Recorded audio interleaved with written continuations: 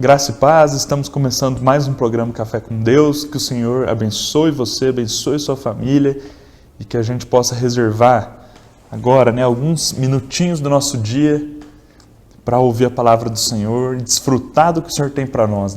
Ontem eu tentei mostrar, não convencer, mas mostrar um pouco do amor de Deus. Mostrar um pouco que Deus te ama. É muito comum alguém chegar para você e falar: Jesus te ama, Jesus te ama.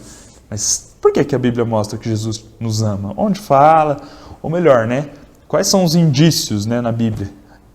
As provas na Bíblia de que Jesus nos ama, Aí eu falei um pouco sobre a criação e eu terminei falando, falei um pouco do Velho Testamento, da encarnação de Jesus, terminei falando da cruz.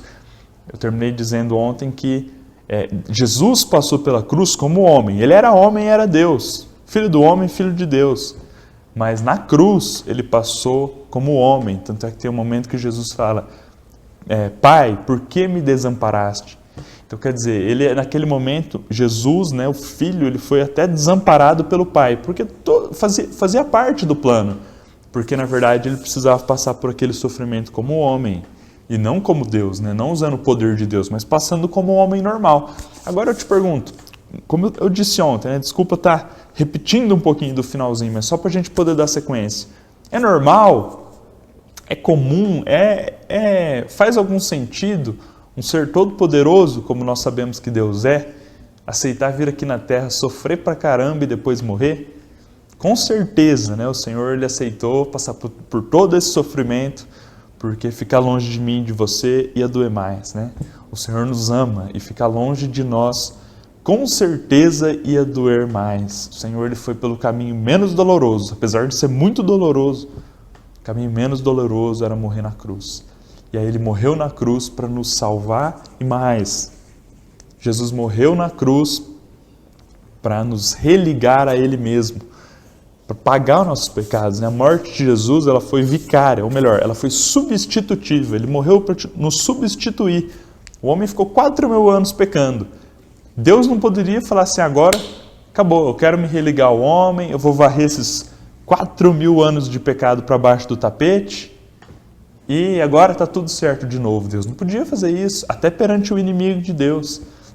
Até perante Satanás. Satanás ia falar: mas a Bíblia fala que Deus é justiça, a Bíblia fala que o pecado só se paga com sangue, a Bíblia fala que o salário do pecado é a morte. Como que Deus agora pega esse monte de pecado e varre para baixo do tapete? Deus falou: não, alguém tem que pagar por esse pecado. Mas o pecador não vai pagar, eu pago no lugar do pecador, porque eu quero ter comunhão com o pecador. E aí Deus veio, na pessoa de Jesus, e morreu por nós. E aí por meio dessa morte, nós nos tornamos compatíveis com Deus novamente. Por meio dessa morte, nós nos tornamos compatíveis com Deus, tanto quanto nós éramos compatíveis com Deus em Gênesis. Por quê? Porque hoje Deus olha para mim, eu tenho um monte de defeito, tenho um monte de pecado. Embora eu me esforce para não pecar, eu tenho um monte de falha. Mas Deus olha para mim e vê Cristo. Esse é o lance. Jesus olha para nós e não vê as nossas falhas, Ele vê Cristo.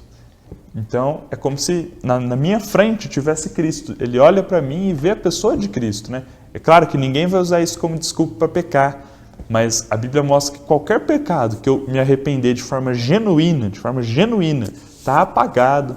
E fala que a dívida, todo o registro, Colossenses 2, leia lá depois, Colossenses 2, todo o registro de dívida, registro de erro, registro de falha, registro de pecado, tudo que tinha contra o homem foi encravado na cruz, foi pago. Então o homem ele voltou à condição original, um ser puro aos olhos de Deus, um ser compatível com Deus.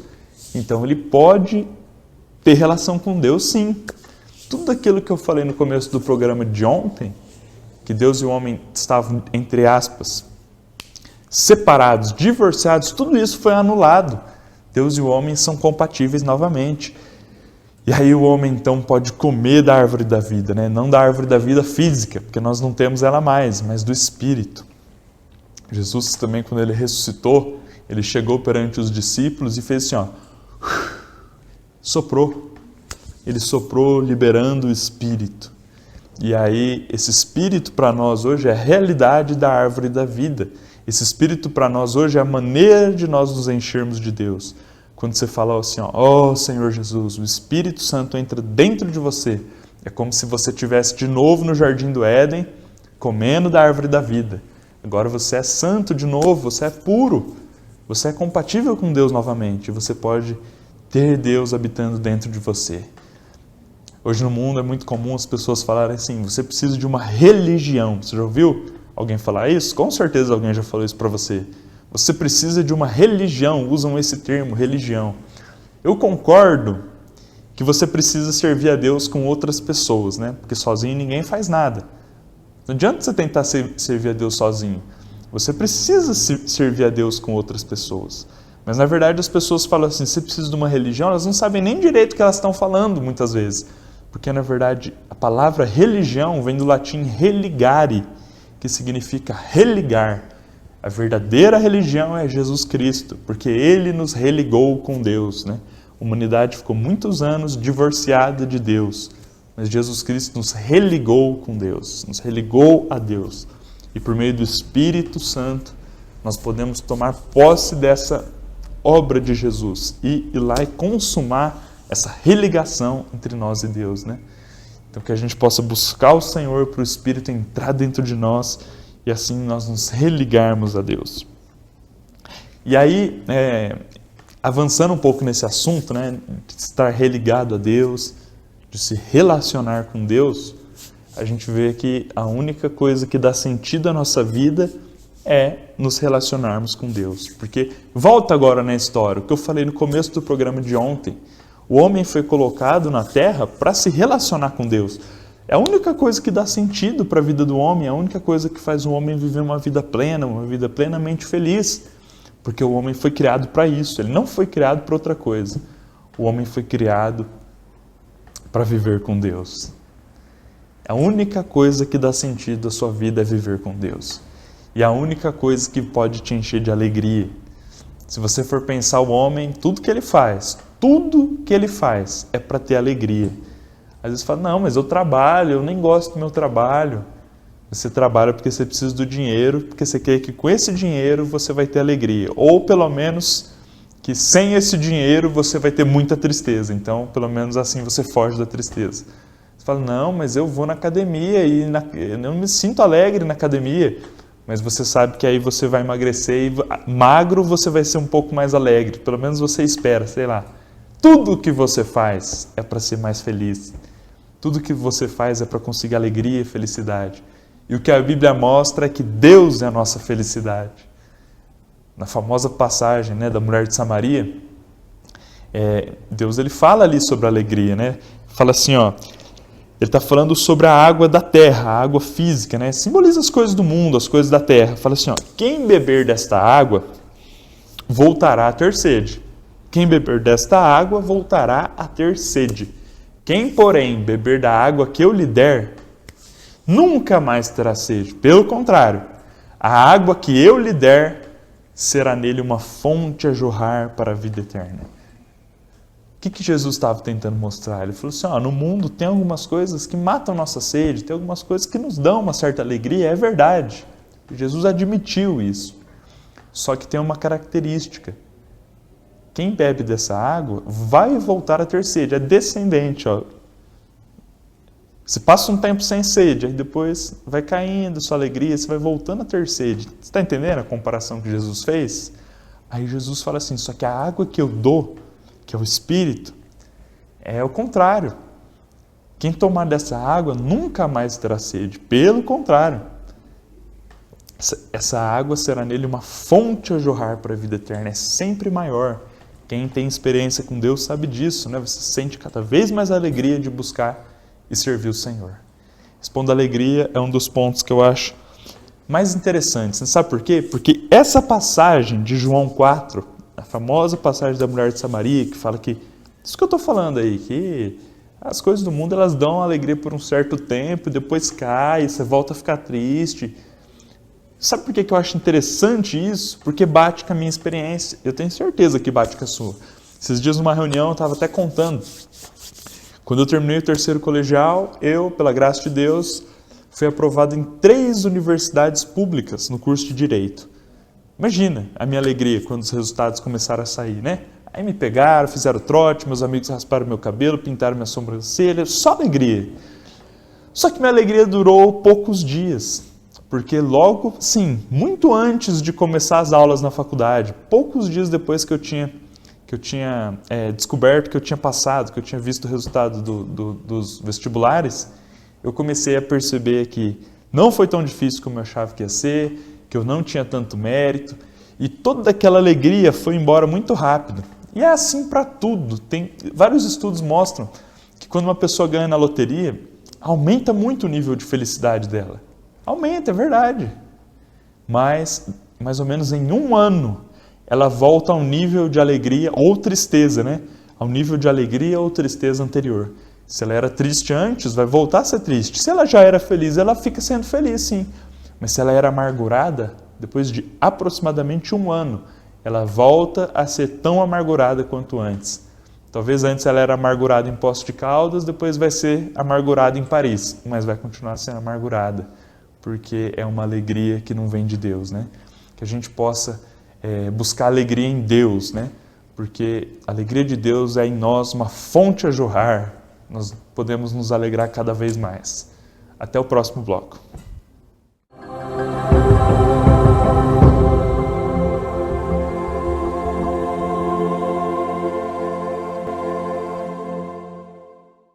Olá, estamos começando o segundo bloco do programa Café com Deus. A gente está falando no bloco anterior sobre alegria, né? A alegria no mundo, ela existe, mas ela é cada vez menor. Você se alegra em alguma coisa hoje, amanhã parece que essa coisa já não tem mais sabor e você começa a sentir tristeza e tal, e com as coisas de Deus é diferente, né? Você que serve e busca o Senhor, você sabe que está cada vez mais alegre de fazer isso, né?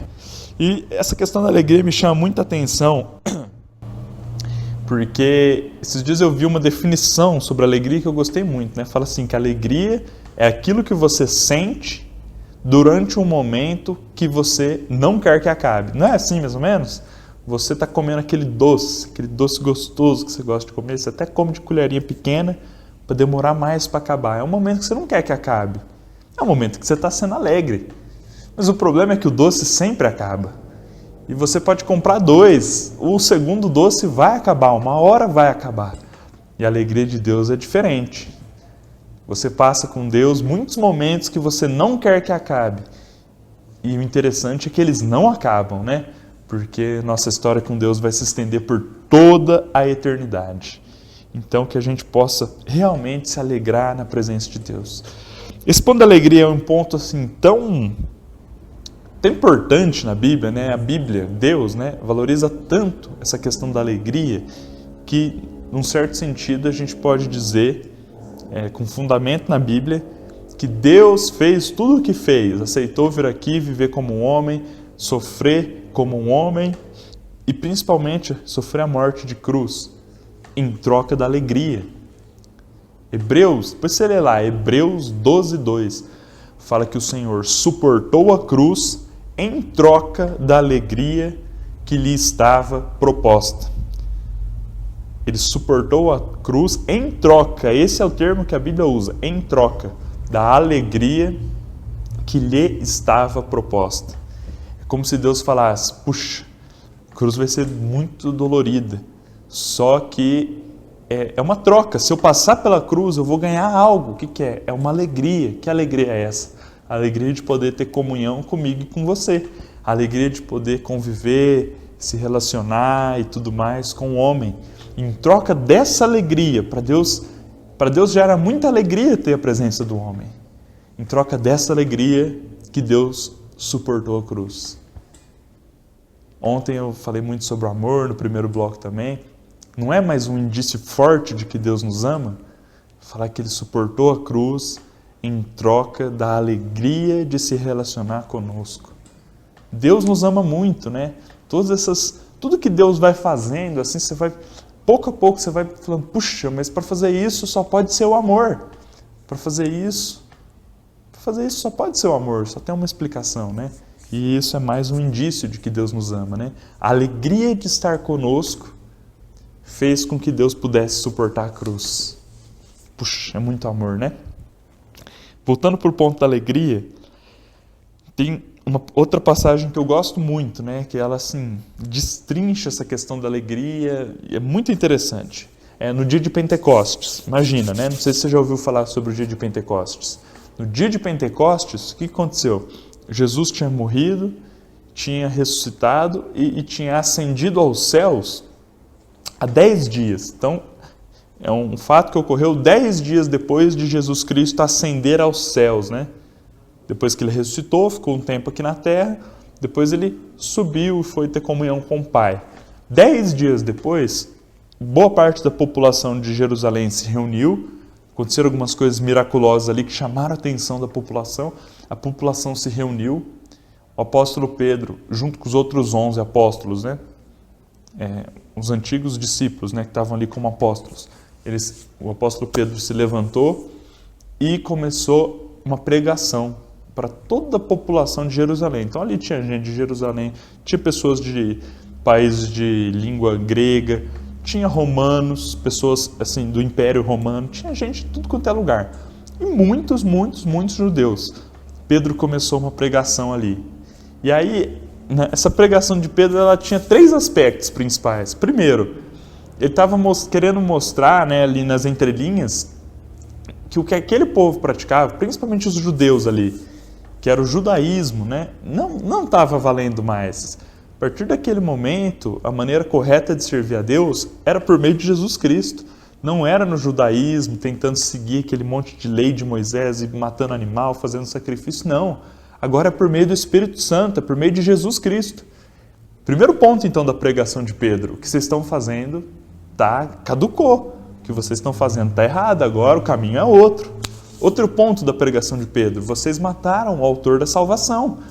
Vocês mataram Jesus. Não é pesado você falar assim, tudo bem, é evidente que a morte de Jesus estava dentro do plano de Deus, mas você dizer para a pessoa que matou, acusar, você matou um homem inocente. Era outro ponto da pregação de Pedro. Não é forte você dizer isso para alguém? Não eram bandidos, eram pessoas de bem. Aí você vai falar, você matou um inocente. Você achou que você estava matando um criminoso, você matou alguém que nunca pecou. Além de você estar praticando algo aí, que já caducou, você acabou matando alguém que nunca pecou, matou um inocente. Outro ponto da pregação de Pedro, né, e nas entrelinhas isso, ele acabou passando a impressão de que eles iam sair fora de uma estrutura do judaísmo toda organizada e com certeza iam ser perseguidos. Jesus mesmo falava, né, que ele veio para trazer a espada, não a paz. Por quê? Porque imagina, uma família de judeus, você sai, com certeza vai ter crítica, vai ter perseguição. A igreja, nos anos seguintes a isso que eu estou dizendo, ela sofreu muita perseguição. O apóstolo Paulo, por exemplo, era um perseguidor. Então, essa pregação de Pedro tinha 3 aspectos. O que você está fazendo está errado, já caducou, não vale mais, o caminho agora é outro. Você matou um inocente, um homem que nunca tinha pecado, e você talvez vai ser perseguido, você vai sofrer dificuldades, sua família vai ficar contra você. Que discurso nada atraente, né, esse de Pedro. Pedro reuniu toda a cidade e contou esse discurso. Só que se você for ver, no fim do discurso, 3.000 pessoas se convertem. Aí você fala, nossa, mas como que uma pessoa vai se converter com um discurso assim? Tão forte, né, tão agressivo até. Claro, né, não agressivo no tom das palavras, mas o conteúdo agressivo.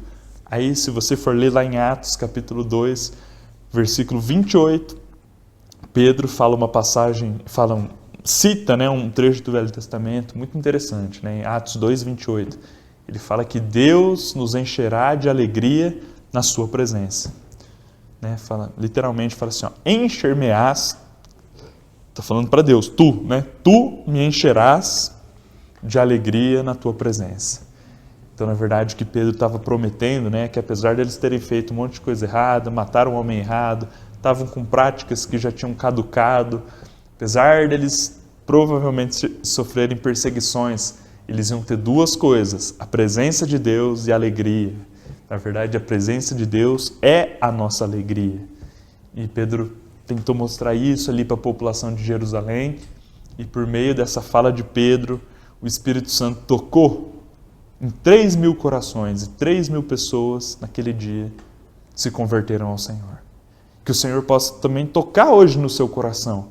O que você precisa é da presença de Deus. A presença de Deus vai te trazer alegria. A presença de Deus é a verdadeira alegria. Então, para encerrar, isso eu gostaria de dizer, isso que eu estou dizendo ontem e hoje, um último ponto, antes de eu fazer uma pequena revisão de 1 minuto. A Bíblia mostra também que essa nossa relação com Deus, Deus nos religou a Ele mesmo. Essa relação com Deus vai durar toda a eternidade. Então, se você viver para Deus hoje, há uma promessa de que você vai ter muita alegria, apesar das dificuldades exteriores. E, principalmente, que você vai viver em contato, comunhão e relação com Deus por toda a eternidade.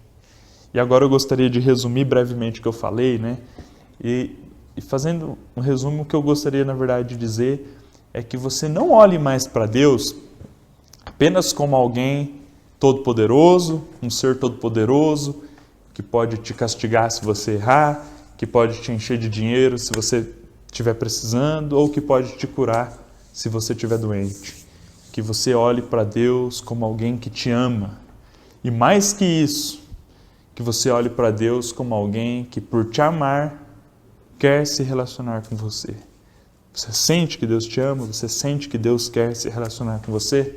Eu espero que essa palavra, nesses 2 dias, também nos dias anteriores com o Adalto e com o Rafael, possam ter te convencido, Ou melhor, que o Espírito possa ter tocado o seu coração e te convencido de que Deus te ama e de que Deus quer se relacionar com você.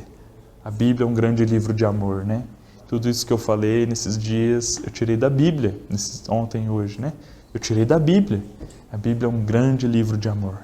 E Deus é um Pai de amor que quer se relacionar com você. Deus não tem outro desejo. O desejo de Deus é ter comunhão com o homem. Então que a gente possa corresponder, Corresponder ao desejo mais íntimo de Deus e viver uma vida aqui na terra de comunhão constante com Deus. Acorde com Deus, almoce com Deus, passe o dia todo com Deus, viva com Deus. E assim, além de fazer Deus feliz, além de fazer o Senhor feliz, você também vai ser muito feliz. Que Deus te abençoe e até amanhã.